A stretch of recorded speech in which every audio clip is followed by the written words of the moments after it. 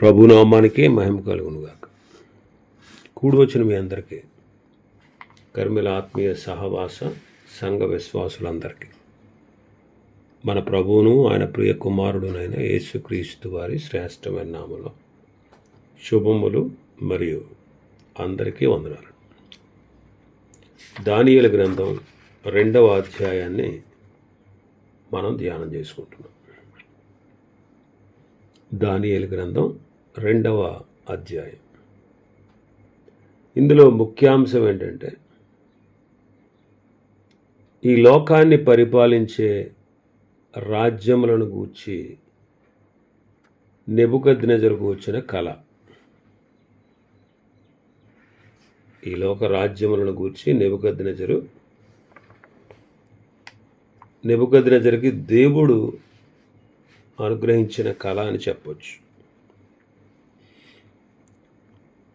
మరి గత దినం మనం ధ్యానం చేసుకుంటూ ఆ కళను మర్చిపోయాడు. తను ఆ కళ చెప్పాలి, కళ భావాన్ని చెప్పాలి. మరి బబులోనులో ఉన్నటువంటి మాంత్రికులు, అక్కడ ఉన్నటువంటి జ్యోతిష్కులు, వీళ్ళెవ్వరూ కూడా దాని కళను, దాని భావాన్ని చెప్పలేకపోయారు. అయితే వాళ్ళని చంపజూసినప్పుడు దానియేలు తెలుసుకుని రాజు దగ్గరకు వెళ్ళి సమయం అడిగి ప్రభువుని ప్రార్థించి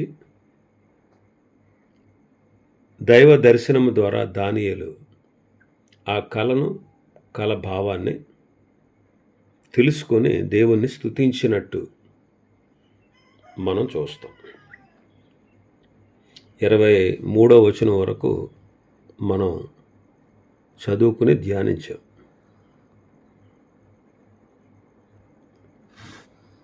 ఆ తర్వాత దానియేలు అర్యోకు దగ్గరకు వెళ్ళి, జ్ఞానులను నశింపచేయొద్దు, నన్ను రాజు దగ్గరికి తోడుకుని వెళ్ళు, నేను ఆ కళ భావాన్ని రాజుకు తెలియజేస్తాను అంటారు. 24వ వచనం. ఇట్లుండగా దానియేలు బబులోనులోని జ్ఞానులను నశింపచేయుటకు రాజు నియమించిన అర్యోకు వద్దకు వెళ్ళి, బబులోనులోని జ్ఞానులను నశింపచేయవద్దు, నన్ను రాజు సముఖమునకు తోడుకొని పొమ్ము, నేను ఆ కలభావమును రాజునకు తెలియజేసేదను అన్నాడు.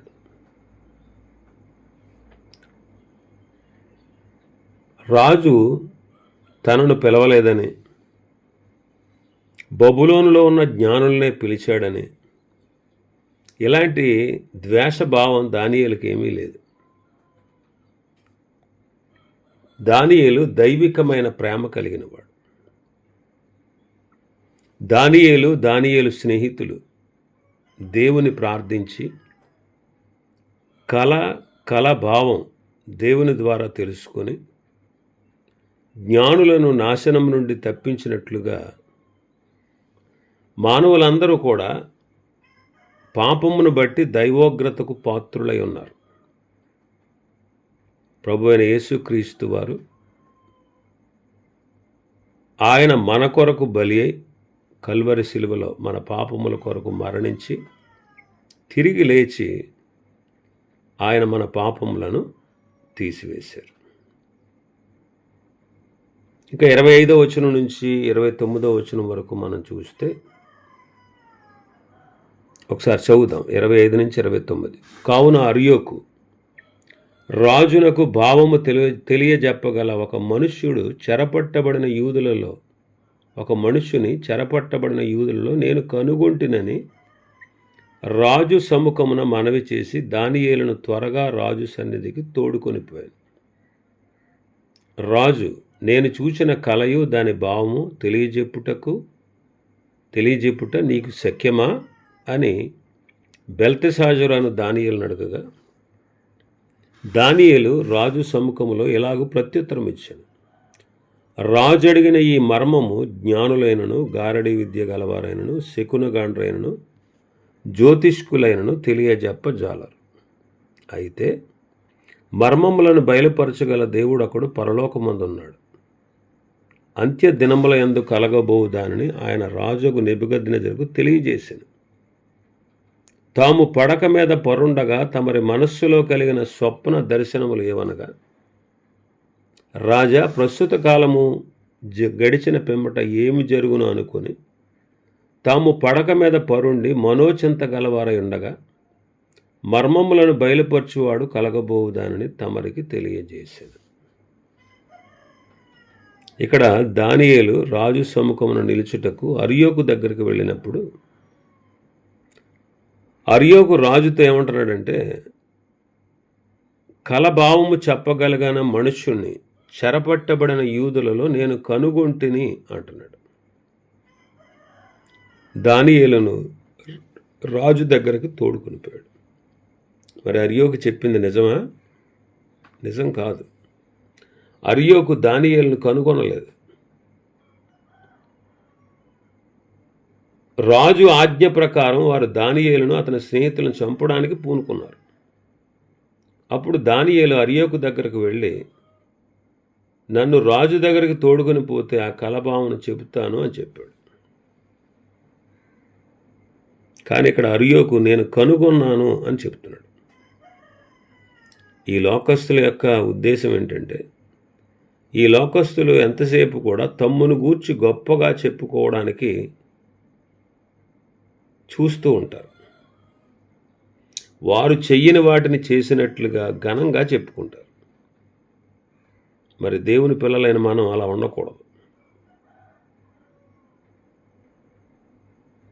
తాము చేసిన వాటిని గూర్చి ఘనముగా చెప్పుకోకుండా దేన మనస్సు కలిగిన వారై ఉండాలి. మనం దేన మనస్సు కలిగిన వారంగా ఉండాలి. ప్రభు చెప్పింది అదే. లూకాసు వార్త 17వ అధ్యాయం 10వ వచనంలో, అటువలే మీరును మీకు ఆజ్ఞాపింపబడినవన్నీ చేసిన తర్వాత మేము నిష్ప్రయోజకులమైన దాసులము, మేము చేయవలసినదే చేసి ఉన్నామని చెప్పండి అంటారు. కొరింథీ పత్రిక 1వ అధ్యాయం 3వ అధ్యాయం, మొదటి పత్రిక 3వ అధ్యాయంలో పౌలు గారు అంటారు, నేను నాటితిని, అపోల్లో నీళ్లు పోసెను, వృద్ధి కలగజేయువాడు దేవుడే గనుక దేవుని వృద్ధి కలగజేయు దేవునిలోనే కానీ మాలో ఏమీ లేదు అంటాడు. ఆ తర్వాత మన భాగంలోకి వస్తే 26వ వచనంలో దానియేలు రాజు దగ్గరికి తీసుకురాబడ్డాడు. అప్పుడు రాజు అడుగుతున్నాడు, నేను చూచిన కళ దాని భావాన్ని తెలియజెప్పడం నీకు శక్యమా అని దానియేలుని అడిగాడు. అయితే దానియేలు ఏమన్నాడు, రాజు అడిగిన ఈ మర్మం జ్ఞానులైన, గారడి విద్య గలవారైన, శకునగాండ్రైన, జ్యోతిష్కులైన చెప్పజాలరు.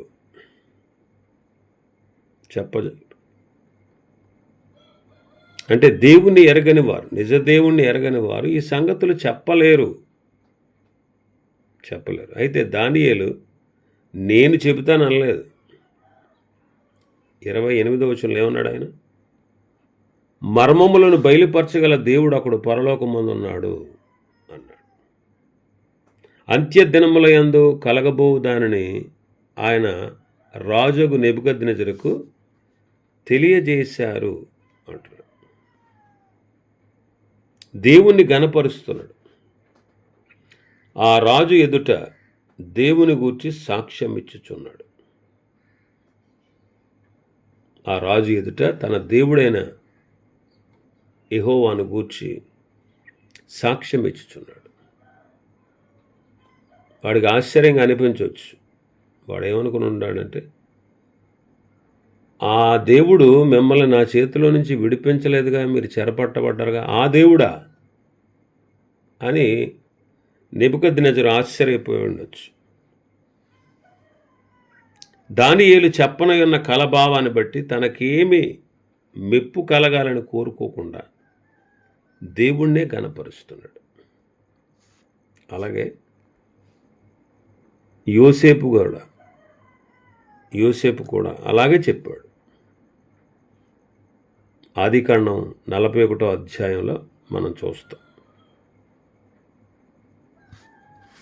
ఫరో యోసేపుతో అంటాడు, నేను ఒక కలగంటిని, దాని భావమును తెలుపగల వారు ఎవరునూ లేరు. నీవు కలను విన్న ఎడల దాని భావమును తెలుపగలవని నిన్ను గూర్చి వింటినని అతనితో చెప్పినందుకు యోసేపు, నా వలన కాదు, దేవుడే ఫరోకు క్షేమకరమైన ఉత్తరం ఇచ్చునని ఫరోతో చెప్పాను.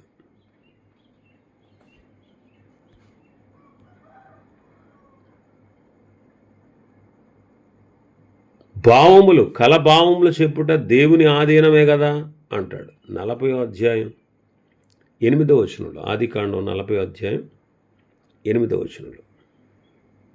అయితే నిజమైన భక్తుడు తనను గూర్చి తాను గొప్పగా చెప్పుకోకుండా సమస్త ఘనత దేవునికే చెందినట్లు చేస్తాడు. మన భాగంలోకి వస్తే 29వ వచనంలో, రాజు మనోచింతగలవాడై ఉన్నాడంట. మనోచింతగలవాడై ఉన్నాడు. ఏంటంటే, నేను రాజుగా పరిపాలన చేస్తున్నాను ప్రపంచాన్ని, మరి ప్రపంచాన్ని అంతటిని నేను జయించాను. తర్వాత ఏం జరగబోతుంది? ప్రస్తుత కాలం గడిచిపోయిన తర్వాత ఏం జరుగుద్ది తర్వాత కాలంలో అని తాను పడక మీద పడుకుంటూ మనోచింత గలవాడై ఉన్నాడంట. అందువల్ల మర్మములను బయలుపరచువాడు కలగబోయేదాన్ని తమరికి తెలియజేశాడు అంటారు. ఇంకా దానియేలు ఏమంటున్నాడంటే 30వ వచనంలో, ఇతర మనుషులందరికంటే నాకు విశేష జ్ఞానం ఉండుట వలన ఈ మర్మములు నాకు బయలుపరచబడలేదు. రాజునకు దాని భావమును తెలియజేయ నిమిత్తమును, తమరి మనస్సు యొక్క ఆలోచనలు తాము తెలుసుకునే నిమిత్తమును అది బయలుపరచబడను. దానియేలు అంటున్నాడు, ఇతర మనుషుల కంటే నాకు విశేషమైన జ్ఞానం ఉండుట వలన ఈ సంగతి నాకు బయలుపరచబడలేదు. రాజునకు ఈ సంగతి తెలియజేయబడాలని నాకు ఈ విషయం దేవుడు తెలియపరిచాడు అని చెప్పాడు. దానియేలుకు తన్ను గూర్చి తాను గొప్పగా చెప్పుకునే మనస్సు లేదు. ఈ రోజుల్లో మనం ఎంత గొప్ప పని చేసినా, దేన్ని కనిపెట్టినా మనం అతిశయించకూడదు. అది కేవలము దేవుని కృపచేతన మాత్రమే మనకు కలిగింది అనుకోవాలి. పౌలు గారు అంటారు కదా, నేనేమై ఉన్నాను అది దేవుని కృప వల్లనే అయి ఉన్నాను అంటాడు. మరి ఈ కళ, దీని భావం ఇతర ప్రవచన గ్రంథాల్లో మనం చూసినట్టు ప్రవచనం వంటిది కాదు, కానీ ఒక ప్రత్యేకమైన ప్రవచనం అన్నమాట. ఈ బబులోను రాజైన నెబుకద్నెజరు కళ అతనికి వచ్చింది. ఇక్కడ ప్రాముఖ్యంగా మనం చూడాల్సింది ఏంటంటే, రాబోయే రాజ్యాలు చరిత్ర సంక్షేపంగా వర్ణించబడింది. ఇతర ప్రవచన పుస్తకాల్లో చాలా మట్టుకు ఇశ్రాయేల్ చరిత్ర చూస్తాం. ఇతర జనసమూహాలు ఎంత మట్టుకు ఇశ్రాయేలుతో సంబంధాన్ని కలిగి ఉన్నారో ఆ చరిత్ర మాత్రమే రాయబడింది. నెబుకద్నెజరు చూసిన ఆ కలలో అన్యజనుల యొక్క ప్రభుత్వ కాల క్రమం అంత్య దినాల వరకు ఎలా ఉంటుందో తెలియజేయబడింది. కాబట్టి ఈ ప్రతిమ, ఆయనకు కనబడినటువంటి ప్రతిమ ఒక బ్రహ్మాండమైన ప్రతిమ, మానవ ఆకారము కలిగి బంగారము, వెండి, ఇత్తడి, ఇనుము, మట్టి మిళితమైన లోహాలతో చేయబడింది. అన్యజనుల కాలములు మనుషుల దినములతో పోల్చబడ్డాయి. అన్యజనుల కాలములను తెలియజేసే ప్రతిమ మానవాకారంలో ఉండడం ఈ కళలో మనం చూస్తాం. అంటే దైవాధికారము త్రోసివేయబడి పరిపాలనా వ్యవహారాలన్నీ కూడా మానవ హస్తగతమైనవి.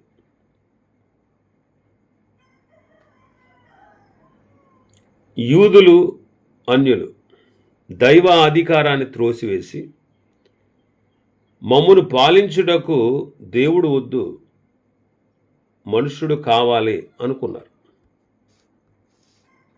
మనుష్యుడు కావాలని కోరుకున్నారు. అలా దేవుని పిల్లలు అనుకున్నారు.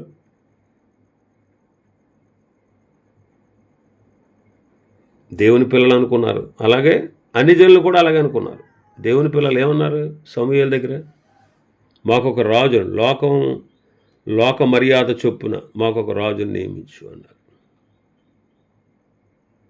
అందుకే లూకా సువార్త 19వ అధ్యాయంలో చెప్పిన ప్రవచనాల్లో ఆ పట్టణస్థులు ఆయన ద్వేషించి ఇతడు మమ్ము నేలుటకు మాకు ఇష్టం లేదని అతని వెనక రాయబారం పంపారు అంటాడు లూకా సువార్త 19:14. కాబట్టి ఇటువంటి మనస్సు మానవులకు కలిగినందువల్ల మానవుని చరిత్ర రక్తముతోనూ కన్నీటితోనూ మిగిలిపోయింది. ఈ మానవుని యొక్క రాజ్య పరిపాలన కాలంలో యుద్ధాలు, రాజరికాలు, చట్టాలు ఇవన్నీ వచ్చాయి. మానవుడు తను తాను పరిపాలించుకోలేడు. ఈ గ్రంథాన్ని మనం చదువుతూ ఉండగా మానవుని చేతిలో ప్రభుత్వము పూర్తిగా నశించిపోద్ది, ప్రజల ఇబ్బందులు పాలవుతారు అని చెప్పే ప్రవచనాన్ని మనం చూస్తాం. నెబుకద్నెజరు చూచినటువంటి ప్రతిమ ఎందుకు మానవ ఆకారము కలిగి ఉందో అది మనకు విశదీకరించబడతా ఉంది. కాబట్టి పాత నిబంధనలు ఎప్పటి వరకు ఎక్కడా చెప్పబడలేదు, కానీ ఇక్కడ చెప్పబడింది. అన్ని జనుల కాలం యొక్క చరిత్ర ఇక్కడ మనం చూస్తాం. అన్ని జనుల కాలంలోని చరిత్ర మనము ఈ గ్రంథంలో మనం చూడవచ్చు. అన్యజనుల కాలము సంపూర్ణమగు వరకు యెరూషలేము అన్యజనుల చేత త్రొక్కబడును అనే ప్రవచనం ఇందులోంచి రాయబడింది. మరి నెబుకద్నెజరుకి దర్శనము కలిగినటువంటి కాలము క్రీస్తు పూర్వం 606వ సంవత్సరం. యోధా రాజుకు యెహోయాకీమును నెబుకద్నెజరు చెరలోకి తీసుకెళ్ళిపోయాడు. అప్పటి నుంచి యోధా రాజ్యం పతనమైంది. దావీదు సింహాసనం మీద ఇంకా రాజు లేడు. అన్యజనుల రాజ్యము పరిపాలన ప్రారంభమైంది. ఈ అన్యజనుల రాజ్యాన్ని ప్రభువైన యేసుక్రీస్తు వారు కొట్టివేసి ఆయన తన రాజ్యమును స్థాపించేంత వరకు వ్యాపిస్తుంది. ఈ దీర్ఘకాలం అంతా కూడా క్రీస్తు శకం 606వ సంవత్సరం నుంచి ఇప్పటి వరకు జరుగుతూ ఉంది. ప్రభు యొక్క రెండవ రాకడ వరకు ఇది కొనసాగుతుంది. మరి 606వ సంవత్సరంలో యూదులు యెరూషలేమును విడిచిపెట్టి వెళ్ళిపోయారు. యెరూషలేము దేవుని మహిమయుండు స్థలం. అది ఎంతో ప్రాముఖ్యమైన స్థలం. వారు యూదులు యెహోవా ఎడల న్యాయముగా ప్రవర్తించినంత కాలము గొప్ప రాష్ట్రాలు దాన్ని లోబరుచుకోలేకపోయాయి. ఎందుకంటే దేవుడు దానిని కాపాడుతూ వచ్చాడు. అయితే దాని దుర్మార్గత సహింపజాలదైనప్పుడు దేవుడు దానిని బబులోను రాజు చేతికి అప్పగించాడు. దేవుడు ఏర్పరచుకున్న అన్య రాజు మొట్టమొదటివాడు ఇతడే. కాబట్టి ఈ రాజును ఈ కళ అత్యంత కలవరపరిచింది. దాన్ని చెప్పడానికి దానియేలు ఇప్పుడు సంసిద్ధుడై ఉన్నాడు. 36వ వచనం నుంచి 31వ వచనం నుంచి కళ చెప్పబడింది. 31వ వచనం నుంచి రాజా తాము చూచు బ్రహ్మాండమగ ఒక ప్రతిమ కనబడను కదా, చూచుచుండగా బ్రహ్మాండమగ ఒక ప్రతిమ కనబడింది. ఈ గొప్ప ప్రతిమ మహాప్రకాశమును భయంకరమునైన రూపము గలదే తమరి ఎదుట నిలిచాను. ఆ ప్రతిమ యొక్క శిరస్సు మేలిమి బంగారమైనది, దాని రొమ్ములు భుజములు వెండివి, దాని ఉదరమును తొడలు ఇత్తడివి, దాని మోకాళ్ళు ఇనుపవి, దాని పాదములలో ఒక భాగము ఇనుపది, ఒక భాగం మట్టిదై ఉండేది. మరియు చేతి సహాయం లేక తీయబడిన ఒక రాయి ఇనుము మట్టి కలిసిన ఆ ప్రతిమ యొక్క పాదముల మీద పడి దాని పాదములు తుత్తునీలుగా విరగ్గొట్టినట్టు తమకు కనబడింది. అంతటా ఇనుము, మట్టి, ఇత్తడి, వెండి, బంగారము ఏకముగా దంచబడి కళ్ళములోని చెత్త వలె కాగా వాటికి స్థలం ఏచటను దొరకకుండా గాలి వాటిని కొట్టుకుని పోయాను. ప్రతిమను విరగగొట్టిన ఆ రాయి సర్వభూతలమంతా మహాపర్వతమాయను. ఇది కళ. ఈ కళ యొక్క భావాన్ని దానియేలు చెప్తున్నాడు. బ్రహ్మాండమైన ప్రతిమను చూచాడు. తాను ఏలుబడిలో అన్యజనులు ఎలాగూ తన తర్వాత ఏలుబడి చేస్తారో ఈ కళ చెప్తా ఉంది. ఈ ప్రతిమ యొక్క ఆకారము ప్రకాశముగాను భయంకరమైన రూపముగా తన ఎదుట నిలిచింది. 31వ వచనం, ఈ గొప్ప ప్రతిమ మహాప్రకాశమును భయంకరమైన రూపము గలదై తమరి ఎదుట నిలిచాను. కాబట్టి అన్ని జనుల ఏలుబడి ఎంత భయంకరత్వంగా ఉంటుందో ఇది చెబుతా ఉంది. ఇది లోహములతో చేయబడినటువంటి ప్రతిమ, బంగారము, వెండి, అలాగే ఇత్తడి, ఇనుము, తర్వాత మట్టి, ఈ 5ంటితో చేయబడింది. శిరస్సు మేలిమి బంగారము, దాని రొమ్ము, భుజములు వెండి, దాని ఉదరము తొడలు ఇత్తడివి, దాని మోకాళ్ళు పాదములు ఇనుము, మట్టి. బంగారంతో ప్రారంభమై మట్టితో ముగియుట మనం చూస్తున్నాం. విలువైన లోహములతో ప్రారంభించబడి క్రమక్రమంగా తగ్గుచున్నట్లు బలములో హెచ్చింపబడినట్లు కనబడతా ఉంది. ఈ ప్రతిమ యొక్క చివర్లో ఈ ప్రతిమ చూసిన తర్వాత చేతి సహాయం లేక తీయబడిన ఒక రాయి దానిని తుత్తునీలుగా విరగ్గొట్టి సర్వభూతలమంతా మహాపర్వతంగా వ్యాపించింది అని మనం చదువుతున్నాం. కాబట్టి ఈ గొప్ప ప్రతిమను గూర్చిన 4 భాగాలు వరుసగా ప్రపంచాన్ని పరిపాలించే 4 రాజ్యాలను గూర్చి తెలుపుచున్నవి అని, ఆ 4 గొప్ప రాజ్యాలు కూడా నాశనమవుతాయి, నశించిపోతాయి అని దానియేలు ఆ 4 రాజ్యాల గురించి ఇక్కడ విశుద్ధంగా తెలియపరిచాడు.